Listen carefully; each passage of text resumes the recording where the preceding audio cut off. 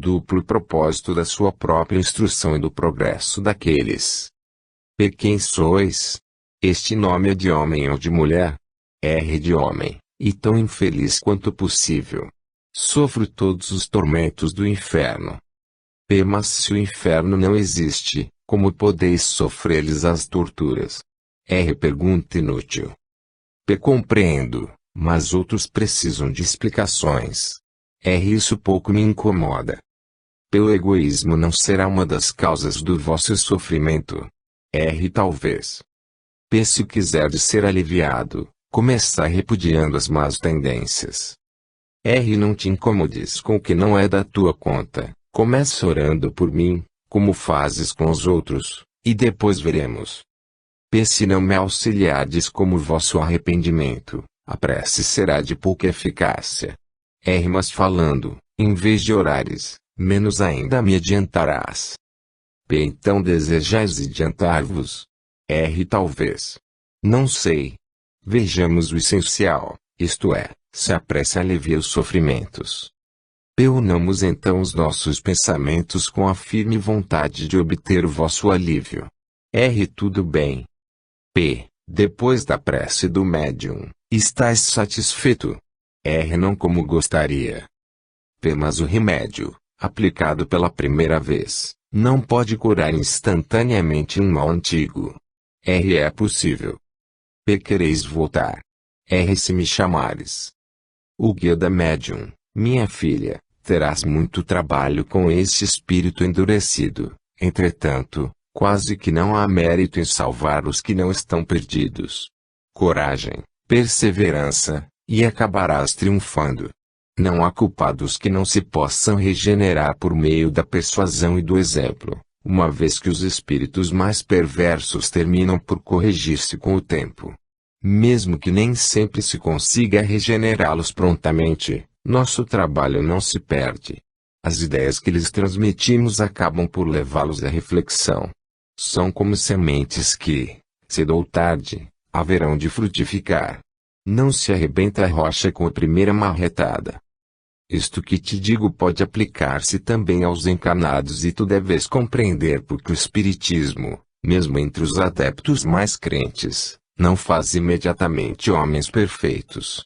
A crença é o primeiro passo, a fé vem em seguida e a transformação acabará por operar-se. Entretanto, para que assim suceda, muitos terão que se retemperar no mundo espiritual. Entre os espíritos endurecidos, não há só perversos e maus, sendo grande o número dos que, sem fazer o mal, estacionam por orgulho, indiferença ou apatia. Nem por isso estes são menos infelizes, pois tanto mais os aflige a inércia quanto mais se vêem privados das distrações do mundo. A perspectiva do infinito torna intolerável a posição deles, porém não tem nem força nem vontade para romper com essa situação. Referimos-nos aos que, no curso das encarnações, levam uma existência ociosa, inútil se ao próximo, acabando muita vez no suicídio, sem motivos sérios, por desgosto da vida. Em regra, tais espíritos são mais difíceis de serem reconduzidos ao bem do que os francamente maus, visto como estes ao menos dispõem de energia e, uma vez doutrinados, votam seu bem com o mesmo ardor que lhes inspirava o mal. Muitas encarnações, sem dúvida, são necessárias aos outros, a fim de que progridam sensivelmente. Então, pouco a pouco, vencidos pelo tédio, como os outros o serão pelo sofrimento, procurarão, para se distraírem, uma ocupação qualquer, que mais tarde venha transformar-se em necessidade. Capítulo 8. Expiações terrestres. Marcel, o menino do número 4. Havia no hospital do interior um menino de 8 a 10 anos, cujo estado era difícil de descrever. Designavam-no pelo número 4. Totalmente contorcido, seja pela deformidade congênita, seja pela doença, suas pernas, de tão arqueadas, tocavam-lhe o pescoço, e sua magreza era tal que se percebia os ossos sob a pele. O corpo era uma chaga só e terríveis os sofrimentos. Pertencia a uma família israelita de parcos recursos, e sua moléstia já durava 4 anos. Não obstante, o enfermo demonstrava uma inteligência notável, além de candura, paciência e resignação edificantes. O médico que o assistia, cheio de compaixão pelo pobre quase abandonado, visto que os parentes pouco o visitavam, tomou por ele certo interesse. Gostava de conversar com ele, encantado com a sua razão precoce. Não só o tratava com bondade, como lia para ele quando as ocupações lhe permitiam, admirando-se da justeza do seu critério na apreciação de coisas que, em sua opinião, pareciam estar acima do discernimento do doente, considerando-se a sua pouca idade. Um dia o menino lhe disse: Doutor, tenha a bondade de me dar mais uma vez aquelas pílulas ultimamente receitadas. Para quê? Replicou-lhe o médico: se já te ministrei o suficiente, e maior quantidade pode fazer-te mal. É que eu sofro tanto, que dificilmente posso orar a Deus para que me dê forças, e não quero incomodar os outros enfermos que estão ao meu lado. Essas pílulas fazem-me dormir e, ao menos quando durmo, não incomodo a ninguém. Bastam estas palavras para demonstrar a elevação dessa alma encerrada num corpo disforme. Onde essa criança teria colhido tais sentimentos? Certamente não foi no meio em que se educou. Além disso, na idade em que começou a sofrer, não possuía sequer o raciocínio. Tais sentimentos lhe eram inatos. Mas então com tão nobres instintos, porque Deus o condenava a uma vida tão miserável e dolorosa, admitindo-se que tivesse criado a alma ao mesmo tempo que o corpo, instrumento de tão cruéis sofrimentos? É preciso negar a bondade de Deus, ou admitir a anterioridade da causa, isto é, a preexistência da alma e a pluralidade das existências. Os últimos pensamentos desta criança, ao desencarnar, foram para Deus e para o médico caridoso que dela se condoeu. Decorrido algum tempo, o seu espírito foi evocado na Sociedade de Paris, onde deu a seguinte comunicação: 1863. A vosso chamado, vim fazer que a minha voz se estenda para além deste círculo, tocando todos os corações. Que seu eco se faça ouvir na solidão, lembrando-lhes que as agonias da terra preparam as alegrias do céu, que o martírio não é mais do que a casca de um fruto delicioso, dando coragem e resignação. Essa voz lhe dirá que, sobre o catre da miséria, estão os enviados do Senhor, cuja missão consiste na exemplificação de que não há dor insuperável, desde que tenhamos o auxílio do Todo-Poderoso e dos Espíritos bons. Essa voz lhes fará ainda ouvir lamentações de mistura com preces, para que eles compreendam a harmonia piedosa, tão diferente da de coros de lamentações mescladas com blasfêmias. Um dos vossos espíritos bons, grande apóstolo do Espiritismo, cedeu-me o seu lugar por esta noite. Por minha vez, também me compete dizer algo sobre o progresso da vossa doutrina, que deve auxiliar em sua missão os que encarnam entre vós para aprender a sofrer. O Espiritismo será pedra de toque, os padecentes terão o exemplo e a palavra, e então as imprecações se transformarão em gritos de alegria e lágrimas de contentamento. Pelo que afirmais, parece que os vossos sofrimentos não eram expiações de faltas anteriores. Não seria uma expiação direta, mas asseguro-vos que todo sofrimento tem uma causa justa. Aquele que conheceste tão miserável foi belo, grande, rico e invejado. Tive bajuladores e cortesãos, fui frívolo e orgulhoso. Outrora fui bem culpado, reneguei Deus e prejudiquei o próximo, mas espiei cruelmente, primeiro no mundo espiritual e depois na terra. Os meus sofrimentos de alguns anos apenas, nesta última encarnação, já os havia suportado anteriormente por toda uma existência que se prolongou até a velhice. Por meu arrependimento, encontrei graça diante do Senhor, o qual me confiou muitas missões, inclusive a última, que bem conheceis. E fui eu quem as solicitou, para terminar a minha depuração. Adeus, amigos, voltarei algumas vezes. A minha missão é de consolar, e não de destruir. Porém, Aqui muitas pessoas cujas feridas jazem ocultas, e essas sentirão prazer com a minha presença. Marcel. Instrução do guia do médium, pobrezinho sofredor, definhado, ulceroso e disforme. Quantos gemidos exalou nesse asilo de misérias e lágrimas! E como era resignado! Sua alma já entrevia o termo dos sofrimentos, apesar da tenra idade. No além-túmulo pressentia a recompensa de tantos gemidos abafados, e esperava. E como orava também por aqueles que não tinham resignação no sofrimento, pelos que trocavam preces por blasfêmias. Sua agonia foi lenta, mas a hora da passagem nada apresentou de terrível. Por certos membros convulsos se contorciam, oferecendo aos assistentes do espetáculo de um corpo disforme a revoltar-se contra a morte, nessa lei da carne que a todo custo quer viver. Mas um anjo bom pairava acima do leito do moribundo, cicatrizando-lhe o coração. Depois, esse anjo arrebatou nas suas asas brancas essa alma tão bela, a escapar-se de tão horripilante corpo, e foram estas as palavras pronunciadas: glória a vós, Senhor meu Deus.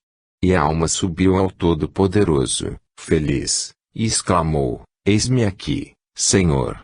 Destes-me por missão exemplificar o sofrimento, terei suportado dignamente a provação. Hoje, o espírito da pobre criança recobrou as suas proporções habituais, paira no espaço, vai do fraco ao humilde, e a todos diz: esperança e coragem. Liberto de todas as impurezas da matéria, ele aí está junto de vós, a falar-vos, a dizer-vos não mais com essa voz fraca e lastimosa, porém agora firme. Todos que me observaram, viram que a criança não murmurava. Aurea nesse exemplo a calma para os seus males e seus corações se tonificaram na doce confiança em Deus. Eis o fim da minha curta passagem na terra. Santo Agostinho. Smelslisgol. Era um pobre israelita de Vilna, falecido em maio de 1865. Durante 30 anos mendigou com uma bandeja à mão. Por toda a cidade era bem conhecida aquela voz que dizia: lembrai-vos dos pobres, das viúvas e dos órfãos. Durante essa longa peregrinação, Smelslisgol havia juntado 90.000 rublos, não guardando para si um só centavo. Aliviava e curava os enfermos, pagava o ensino de crianças pobres, distribuía aos necessitados a comida que lhe davam. A noite era destinada ao preparo do rapé, que vendia a fim de prover as suas necessidades, destinando aos pobres o que sobrava. Viveu só, no mundo, e, no entanto, o seu enterro foi acompanhado de grande parte da população de Vilna, cujos armazéns cerraram as portas. Sociedade Espírita de Paris, 15 de junho de 1865. Evocação, felicíssimo, chegando, enfim, à plenitude do que mais ambicionava e que me custou muito caro. Aqui estou, entre vós, desde o início da noite.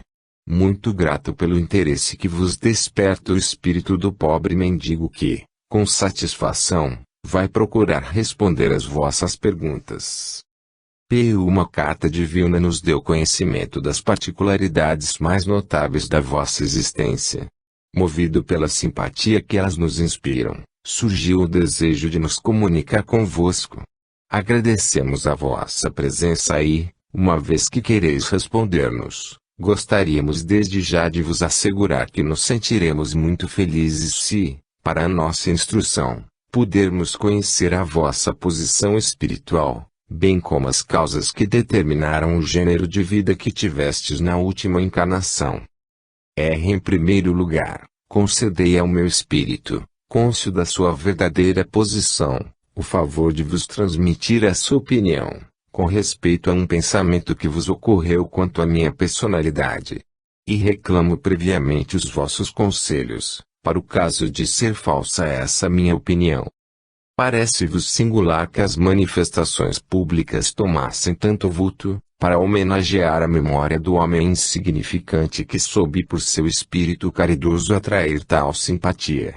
Não me refiro a vós, caro mestre, nem a ti prezado médium, nem a vós outros, verdadeiros e sinceros espíritas, e sim as pessoas indiferentes à crença, pois nisso nada houve de extraordinário.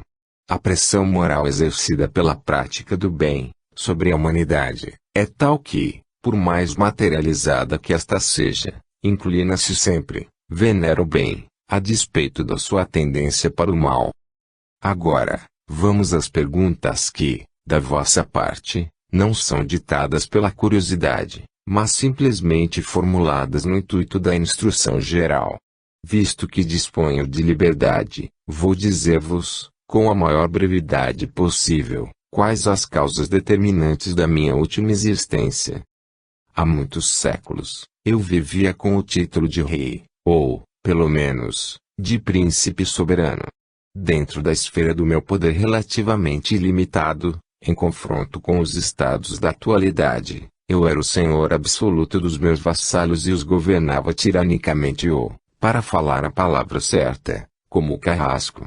Dotado de caráter impetuoso, violento, além de avaro e sensual, podeis avaliar qual deveria ter sido a sorte dos pobres seres que viviam sob o meu jugo. Abusei do poder para oprimir o fraco e subordinei empregos, trabalhos e dores ao serviço da própria paixão. Assim, impunha um dízimo ao produto da mendicidade, e ninguém poderia acumular sem que eu antecipadamente lhe tomasse uma cota avultada dessas sobras que a piedade humana deixava cair nas sacolas da miséria. Ainda mais, a fim de que não diminuísse o número de mendigos entre os meus súditos, proibia aos infelizes darem aos amigos e parentes necessitados a parte insignificante do que ainda lhes restava. Numa palavra, fui tudo quanto se pode imaginar de mais cruel, em relação ao sofrimento e à miséria alheia. Enfim, acabei por perder o que chamais vida, cercado de tormentos e horríveis sofrimentos. Minha morte foi um modelo de terror a quantos, como eu, posto que em menor escala, partilhavam a minha maneira de ver. Como espírito, permaneci na erraticidade durante 3 séculos e meio, e quando compreendi, decorrido esse tempo, que o objetivo da reencarnação era totalmente diverso do que os meus sentidos grosseiros e obtusos imaginavam, obtive, à força de preces, de resignação e de pesares, a permissão de suportar materialmente os mesmos sofrimentos que infligira aos outros, e mais terríveis ainda do que os por mim ocasionados. Obtida a permissão, Deus concedeu que pelo meu livre-arbítrio eu aumentasse os meus sofrimentos físicos e morais. Graças à assistência dos espíritos bons, persisti na prática do bem, e sou-lhes agradecido por me terem impedido de sucumbir sob o fardo que tomara. Finalmente, preenchi uma existência de abnegação e caridade, que por si resgatou as faltas de outra, cruel e injusta.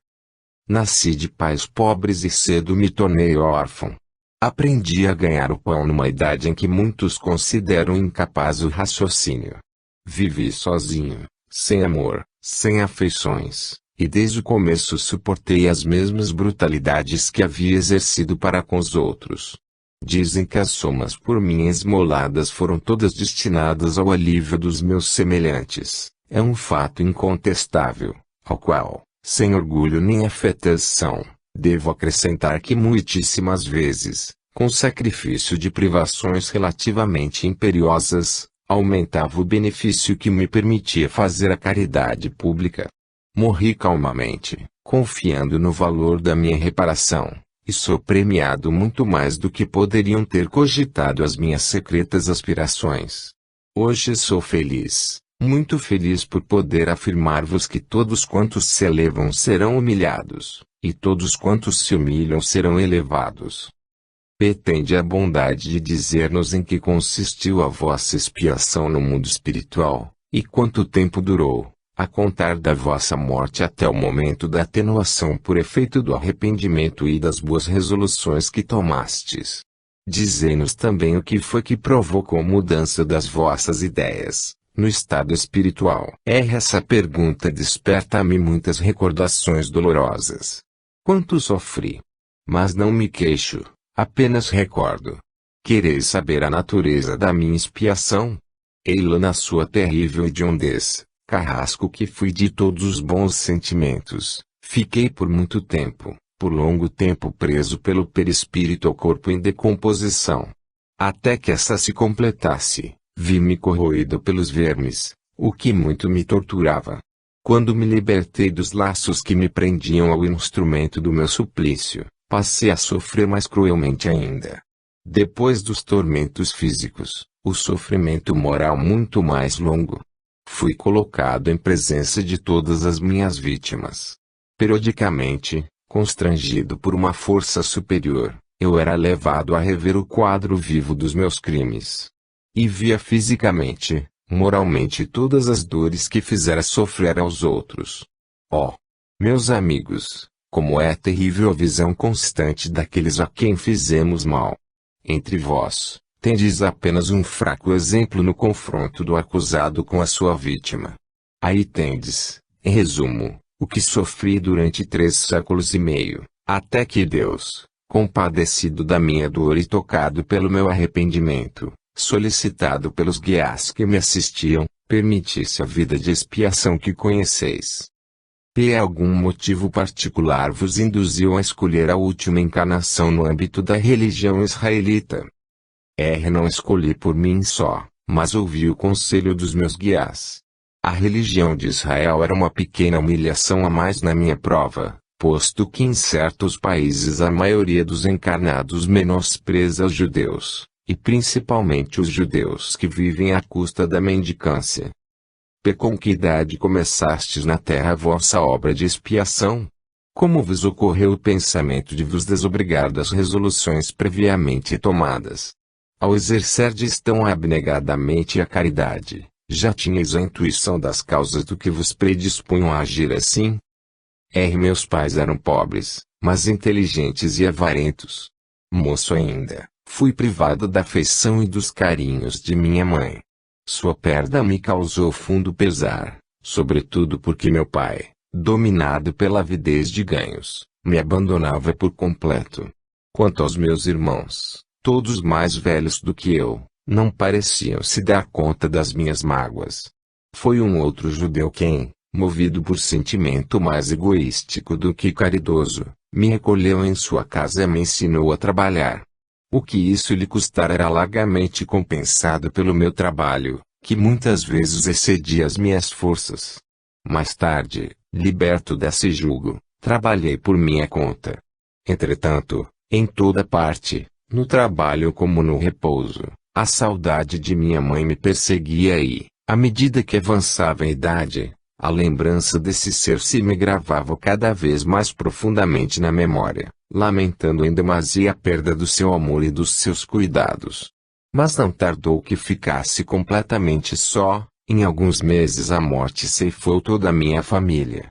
Então, começou a manifestar-se o modo pelo qual eu havia de passar o resto da vida.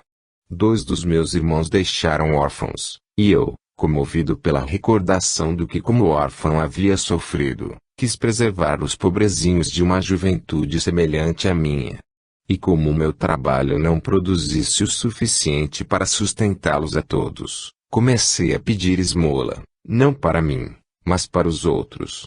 Deus, porém, houve por bem não permitir que eu visse o resultado, a consolação dos meus esforços. E foi assim que os pobrezinhos também me deixaram para sempre.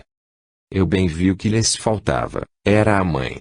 Resolvi, pois, recorrer à caridade em prol das viúvas infelizes que, sem poderem trabalhar para si seus filhinhos, se impunham privações fatais, que acabavam por conduzi-las ao túmulo, legando ao mundo pobres órfãos abandonados e voltados aos tormentos que eu mesmo suportara. Eu tinha 30 anos quando, cheio de saúde e de vigor, viram-me pedir para a viúva e para o órfão. Os primeiros passos foram muito penosos, cheios de humilhações. Quando, porém, se certificaram de que eu realmente distribuía aos pobres tudo o que recebia, quando souberam que, além de distribuir, ainda juntava para eles as sobras do meu trabalho, adquiri certo conceito que não deixava de me ser gratificante. Durante os 60 e poucos anos dessa peregrinação, nunca deixei de atender à tarefa que me impusera.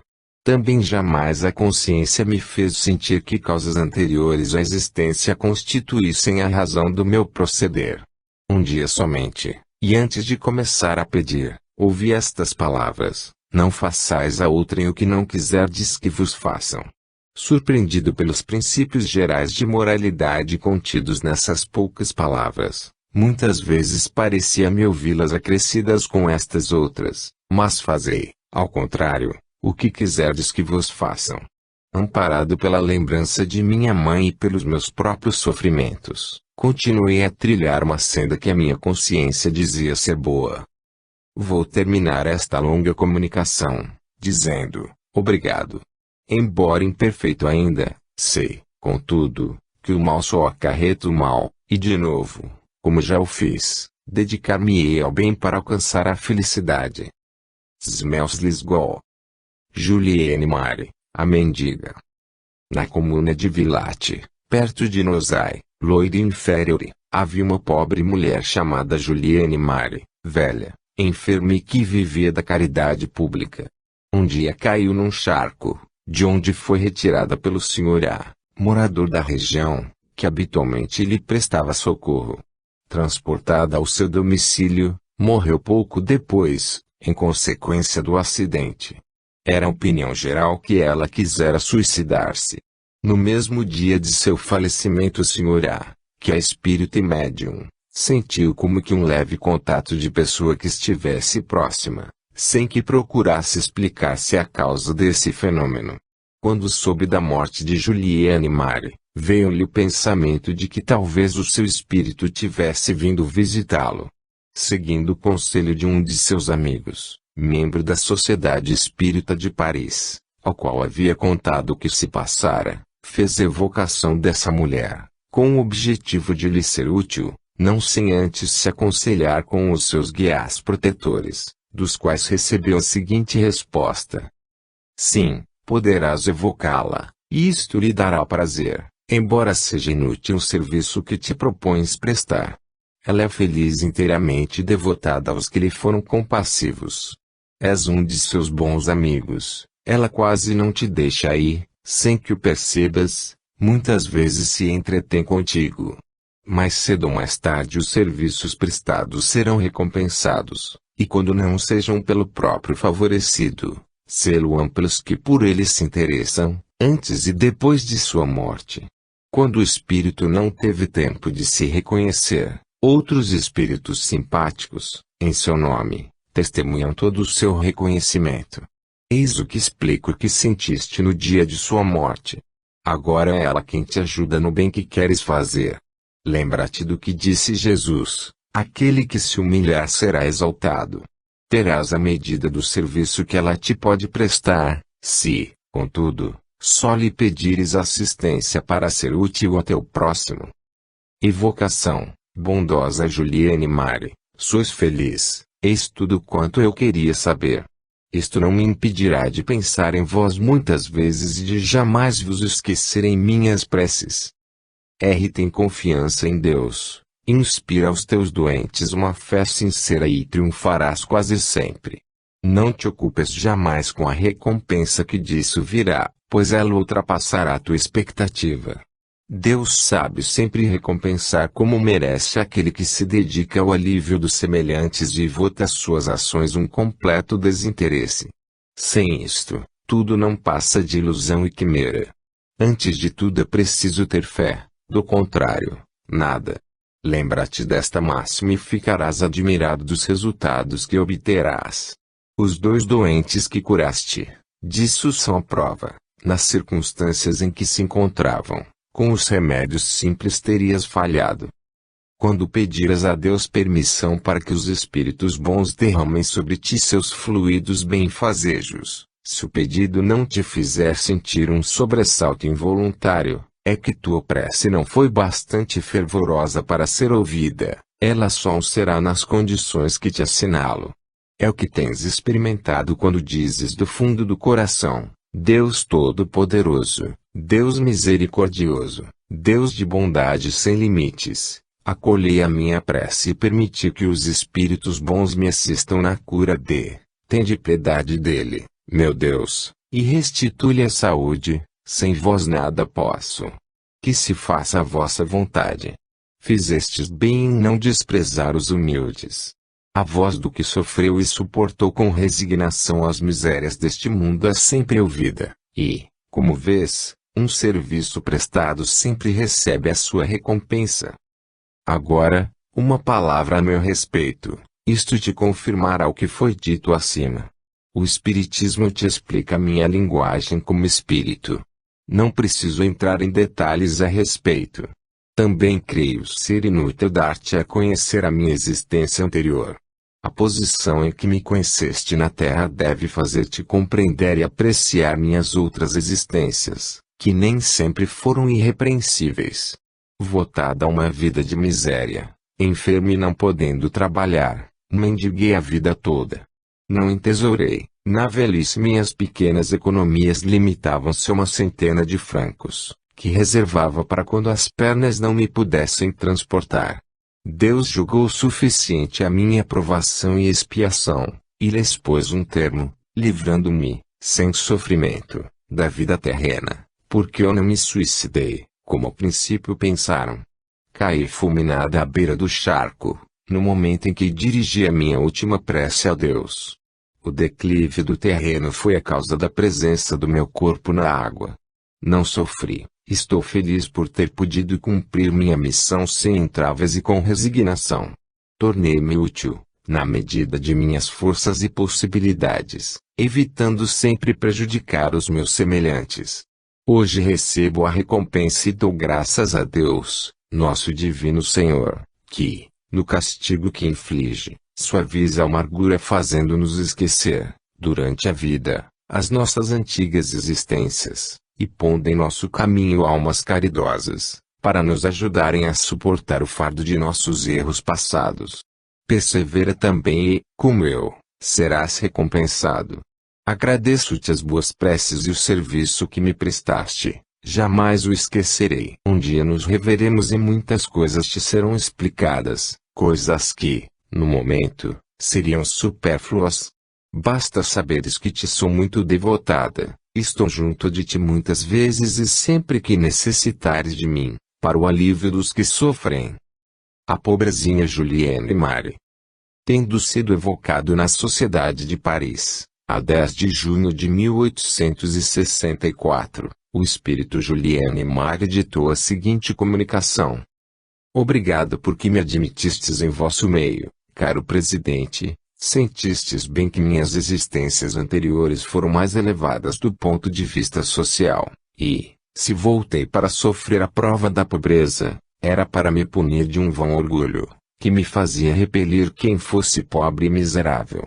Então sofri essa lei justa de Talião, que me tornou a mais horrenda mendiga desta região, porém, como que para me provar a bondade de Deus, eu não era repelida por todos. Isto era todo o meu receio.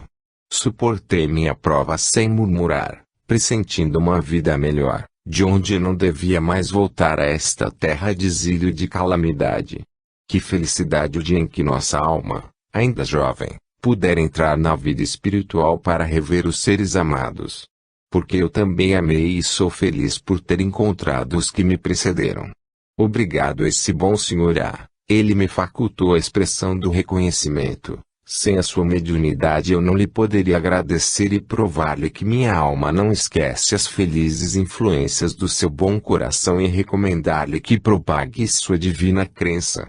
Ele é chamado a recolher as almas transviadas, que se convença bem do meu apoio. Sim, eu lhe posso retribuir ao cêntuplo o que ele me fez, instruindo na via que seguisse. Agradecei ao Senhor por haver permitido que os Espíritos vos possam dar instruções para encorajar o pobre em suas penas e deter o rico em seu orgulho. Tratad de compreender a vergonha que há em repelir um infeliz, que eu vos sirva de exemplo, a fim de que eviteis, como eu, de ter de espiar as vossas faltas nessas dolorosas posições sociais, que vos colocam tão baixo a ponto de ser considerado escória da sociedade. Julienne Mari. Transmitida esta comunicação ao Sr. A., ele obteve, por sua vez, a que se segue, que vem confirmar a anterior. Boa Juliane Mari, já que quereis ajudar-me com os vossos bons conselhos, a fim de que eu progrida na senda da nossa divina doutrina, tende a bondade de vos comunicardes comigo. Envidarei todos os esforços para tirar proveito dos vossos ensinamentos. Lembra-te da recomendação que te vou fazer e dela jamais te afastes. Sê sempre caridoso, na medida de tuas possibilidades. Compreendes a caridade suficientemente tal qual deve ser praticada em todas as posições da vida terrena. Não preciso, pois, vir dar-te um ensinamento a respeito. Serás tu mesmo o melhor juiz, seguindo, contudo, a voz da consciência, que jamais te enganará, quando a escutares sinceramente. Não te iludas quanto às missões que tens a cumprir na terra, pequenos e grandes têm a sua. A minha foi muito penosa, mas eu merecia semelhante punição, por minhas existências precedentes, conforme eu confessei ao bom presidente da Sociedade Mãe de Paris, a qual todos vos congregareis um dia. Esse dia não está tão longe quanto pensas, o Espiritismo marcha a passos de gigante, a despeito de tudo quanto se tem feito para o entravar. Marchai, pois, todos sem medo, fervorosos adeptos da doutrina, e vossos esforços serão coroados de sucesso. Pouco vos importe o que disserem de vós. Colocai-vos acima de uma crítica irrisória, que cairá sobre os adversários do Espiritismo. Os orgulhosos. Eles se julgam fortes e pensam abater-vos facilmente. Vós, meus bons amigos, ficai tranquilos e não temais vos medir com eles, pois são mais fáceis de vencer do que imaginais. Muitos dentre eles têm medo e temem que a verdade, enfim, lhes venha ofuscar os olhos. Esperai, eles virão, por sua vez, ajudar no coroamento do edifício. Juliane Mari. Este caso está cheio de ensinamentos para quem quer que medite as palavras deste Espírito nestas duas comunicações. Todos os grandes princípios do Espiritismo aí se acham reunidos. Desde a primeira, o Espírito revela sua superioridade pela linguagem, como fada benfeitora, vem proteger aquele que não a rejeitou em seus farrapos de miséria. É uma aplicação destas máximas do Evangelho: os grandes serão humilhados e os pequenos serão exaltados. Bem-aventurados os humildes, bem-aventurados os aflitos, porque serão consolados. Não desprezeis os pequenos, pois quem é pequeno neste mundo talvez seja maior do que o julgais. Max, o mendigo. Num vilarejo da Baviera, lá pelo ano de 1850, morreu um velho quase centenário conhecido pelo nome de Pai Max. Ninguém conhecia ao certo a sua origem, pois não tinha família. Desde quase meio século, acabrunhado por enfermidades que impossibilitavam de ganhar a vida pelo trabalho, não tinha outros recursos senão a caridade pública, que dissimulava indo vender nas fazendas e nos castelos, almanaques de objetos miúdos. Tinham-lhe dado a alcunha de Conde Max e as crianças só o chamavam Senhor Conde, com o que sorria sem se melindrar. Por que esse título? Ninguém saberia dizer, já era hábito. Talvez fosse por causa de sua fisionomia e de suas maneiras, cuja distinção contrastava com seus andrajos. Vários anos depois de sua morte, apareceu em sonho a filha do proprietário de um dos castelos, onde era hospedado na cavalariça, pois não tinha domicílio.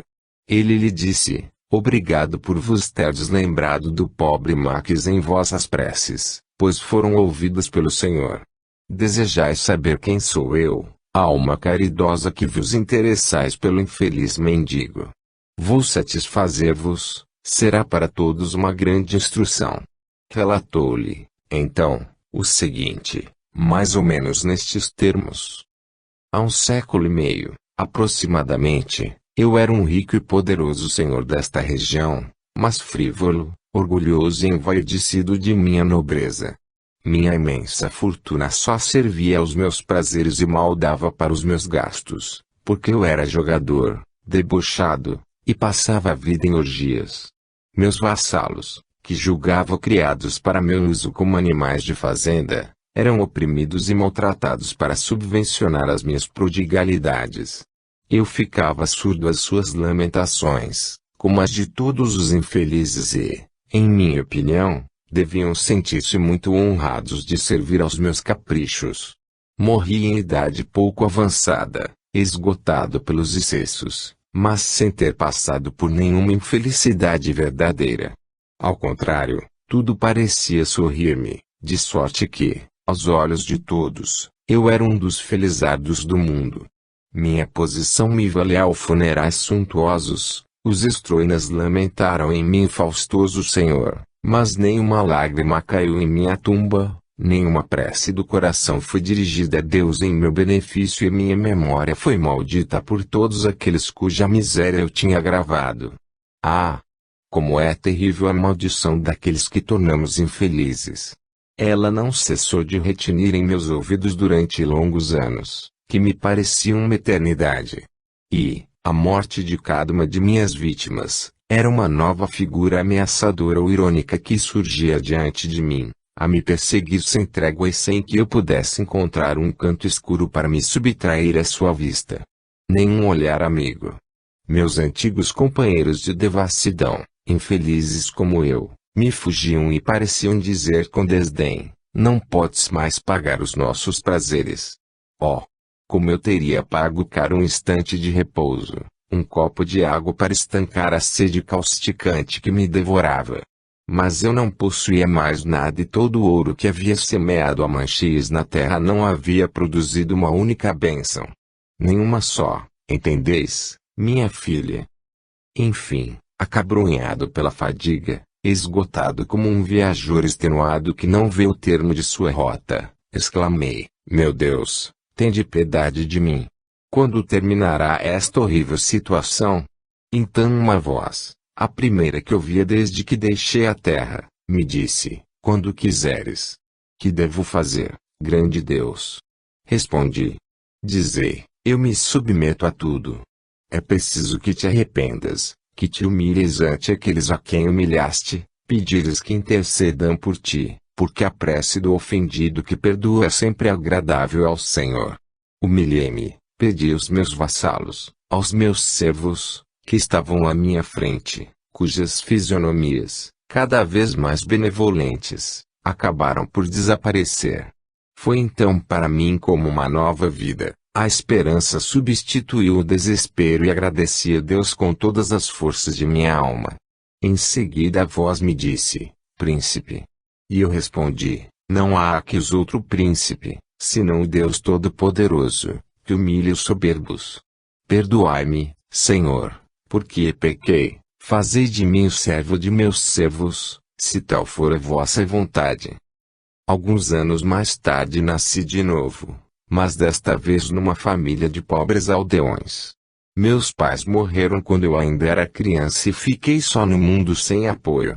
Ganhei a vida como pude, ora como trabalhador braçal, ora como servente de fazenda, mas sempre honestamente, porque desta vez acreditava em Deus.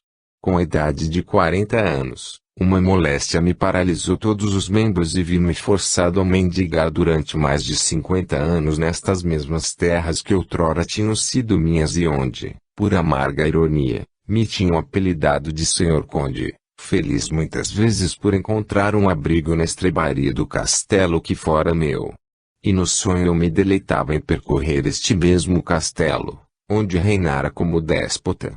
Quantas vezes, em meus sonhos, me revia em meio à minha antiga fortuna.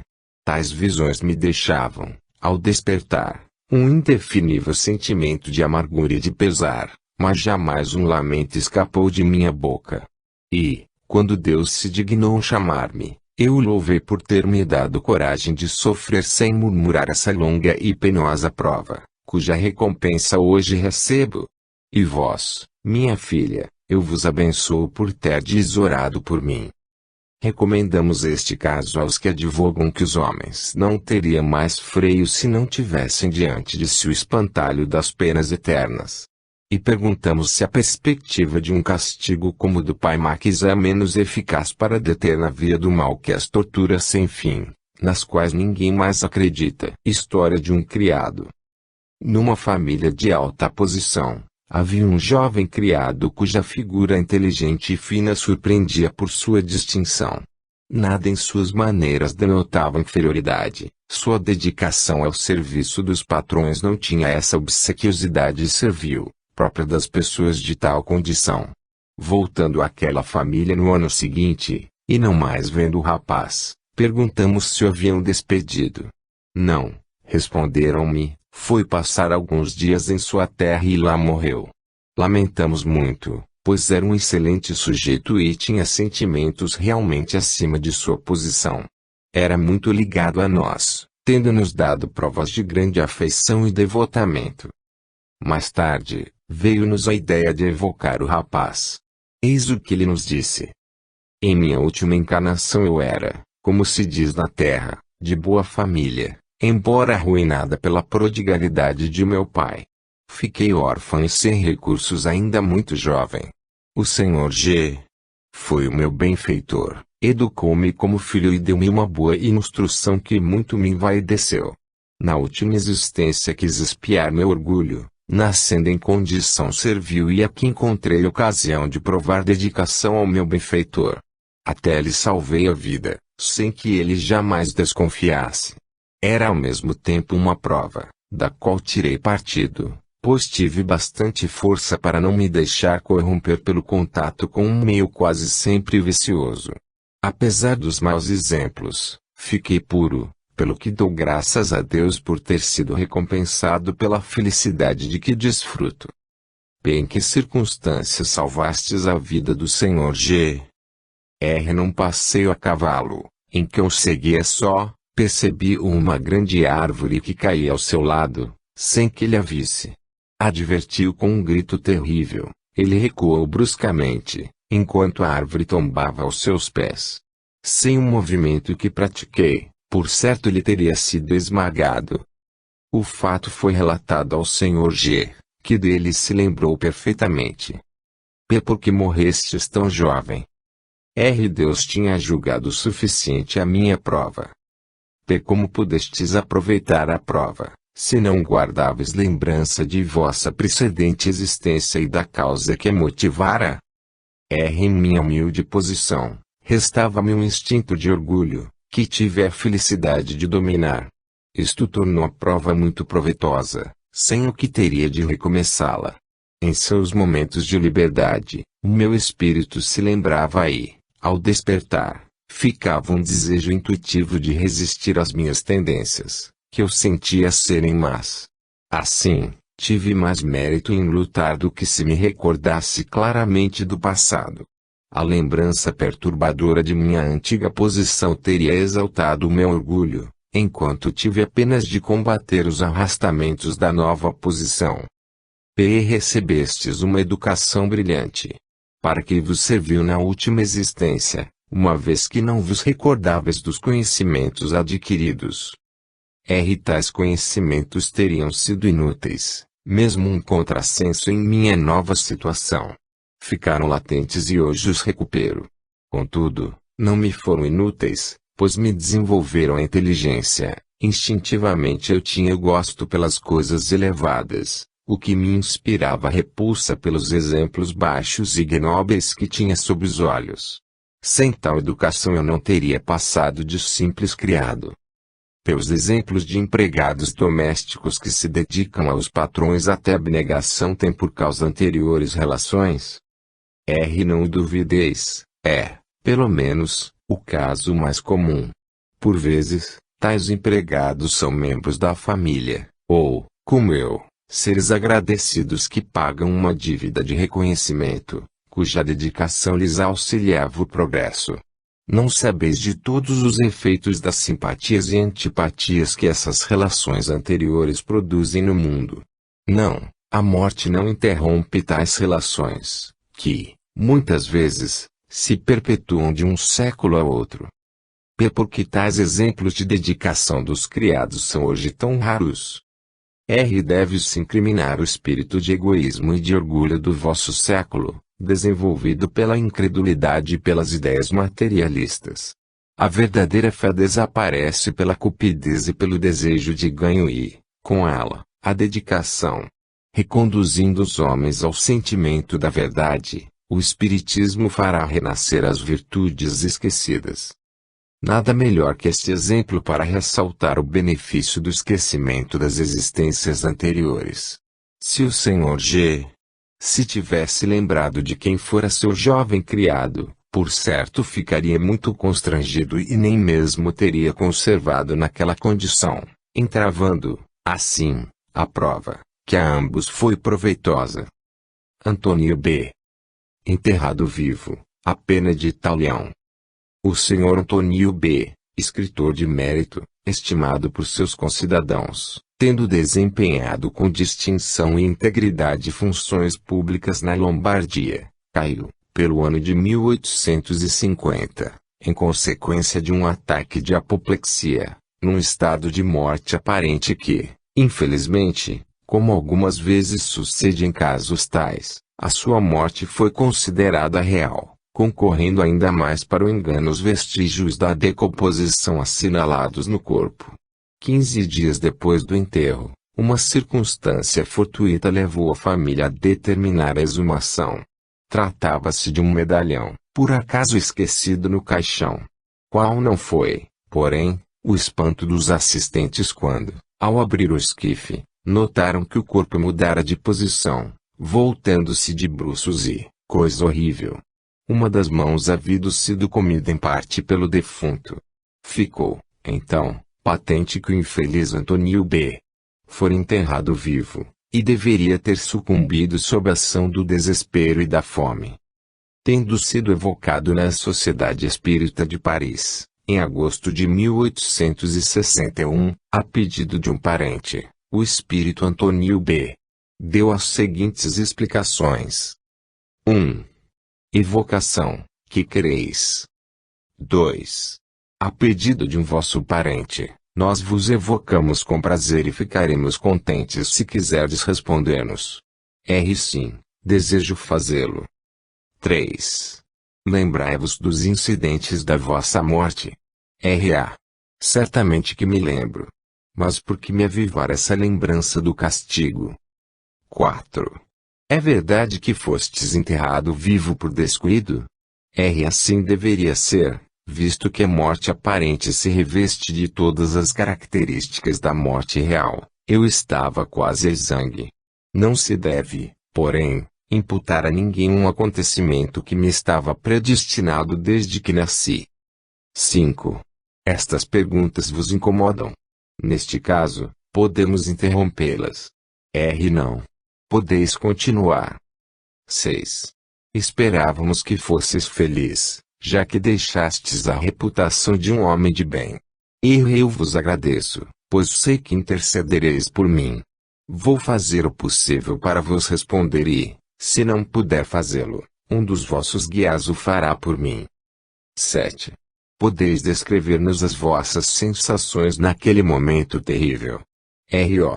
Que dolorosa provação o fato de sentir-me encerrado entre quatro tábuas, tolhido, absolutamente tolhido. Impossível gritar. A voz, por falta de ar, não tinha eco. Que tortura do infeliz que em vão se esforça para respirar num ambiente limitado. Eu era qual condenado à boca de um forno, abstração feita do calor. A ninguém desejo semelhantes torturas. Não desejo a ninguém um fim como o que tive. Cruel punição de cruel e feroz existência. Não saberia dizer no que então pensava, apenas revendo o passado, vagamente entrevi o futuro. 8. Dissestes, cruel punição de feroz existência. Como se pode conciliar esta afirmativa com a vossa reputação ilibada? Que vale uma existência em face da eternidade? Certamente procurei ser honesto e bom na minha última encarnação, mas eu aceitara um tal fim antes de reencarnar. Por que me interrogar sobre esse passado doloroso que só eu e os Espíritos do Senhor conhecíamos? Mas visto que assim é preciso, dir-vos-ei que, numa existência anterior, eu enterrara viva uma mulher, a minha própria esposa, e por sinal num jazigo subterrâneo. A pena de talião devia ser-me aplicada. Olho por olho, dente por dente. 9. Agradecemos essas respostas e pedimos a Deus que vos perdoe o passado, em atenção ao mérito da vossa última existência. Voltarei mais tarde. Aliás, o Espírito Erasto completará esta minha comunicação. Instruções do Guia do Médium. O que deveis concluir dessa comunicação é que todas as vossas existências são solidárias entre si. As tribulações, as vicissitudes e as grandes dores que se abatem sobre os homens são sempre as consequências de uma vida anterior criminosa mal empregada. Entretanto, cumpre-me dizer-vos que desfechos semelhantes como este de Antônio B. são raros, e se esse homem, cuja última existência foi isenta de censura, acabou morrendo dessa maneira, foi por tê-lo solicitado ele próprio, a fim de abreviar a sua erraticidade e alcançar mais rapidamente as esferas superiores. Com efeito, depois de um período de perturbação e sofrimento moral, com vistas expiação do seu crime hediondo, ser-lhe-á perdoado este, e ele se alçará a um mundo melhor, onde o espera a vítima, que há muito tempo lhe perdoou. Aproveitai este exemplo cruel, queridos espíritas, a fim de suportardes com paciência os sofrimentos físicos e morais, bem como todas as pequenas misérias da terra. Que proveito a humanidade pode auferir de semelhantes punições? Os castigos não são aplicados para desenvolver a humanidade, mas para a punição dos culpados. De fato, a humanidade não tem interesse algum no sofrimento de um de seus membros. Aqui, a punição foi apropriada à falta. Porque há loucos, idiotas, paralíticos. Porque alguns morrem queimados. Porque outros padecem as torturas de longa agonia entre a vida e a morte. Crede-me, respeitai a vontade soberana e não procureis sondar a razão dos decretos da providência. Deus é justo e só faz o bem. Erasto. Este fato não encerra um ensinamento terrível. Assim, a justiça de Deus alcança sempre o culpado e, pelo fato de tardar algumas vezes, nem por isso deixa de atingi-lo. Não é altamente moralizador saber que, se grandes culpados acabam pacificamente a existência na abundância dos bens terrestres, cedo ou tarde a hora da expiação chegará para eles. Penas de tal natureza são compreensíveis, não só por estarem mais ou menos ao alcance das nossas vistas, mas por serem lógicas. Cremos, porque a razão admite. Uma existência honrosa não exclui, portanto, as provações da vida, pois que são escolhidas e aceitas como complemento de expiação, é o restante do pagamento de uma dívida saldada antes de receber o preço do progresso realizado. Considerando-se como eram frequentes nos séculos que passaram, mesmo nas classes mais elevadas e esclarecidas, os atos de barbarie que hoje nos revoltam, quantos assassinos eram cometidos nesses tempos de menosprezo pela vida do semelhante, e como os fracos eram esmagados pelos poderosos sem escrúpulo, então compreenderemos que muitos dos nossos contemporâneos terão de apagar máculas passadas e tampouco nos admiraremos do número considerável de pessoas que sucumbem vitimadas por acidentes isolados ou por catástrofes coletivas. O despotismo, o fanatismo, a ignorância e os preconceitos da Idade Média e dos séculos que se seguiram, legaram às gerações futuras uma dívida imensa, que ainda não foi liquidada. Muitas desgraças só nos parecem imerecidas porque apenas vemos a hora presente. Letil. Este industrial, que residiu nos arredores de Paris, morreu em abril de 1864. De modo impressionante. Incendiando-se uma caldeira de verniz fervente, foi num abrir e fechar de olhos que o seu corpo se cobriu de matéria candente, compreendendo logo que estava perdido. Achando-se na oficina apenas com um jovem aprendiz, ainda teve ânimo de dirigir-se à sua casa, distante mais de 200 metros. Quando se lhe pôde prestar os primeiros socorros, já as carnes dilaceradas caíam aos pedaços, sendo visíveis os ossos de uma parte do corpo e da face. Ainda assim, sobreviveu 12 horas a terríveis sofrimentos, mas conservando toda a presença de espírito até o último momento, regulando seus negócios com perfeita lucidez. Em toda esta cruel agonia não se lhe ouviu um só gemido, um só queixume, e morreu orando a Deus. Era um homem muito honrado, de caráter meigo e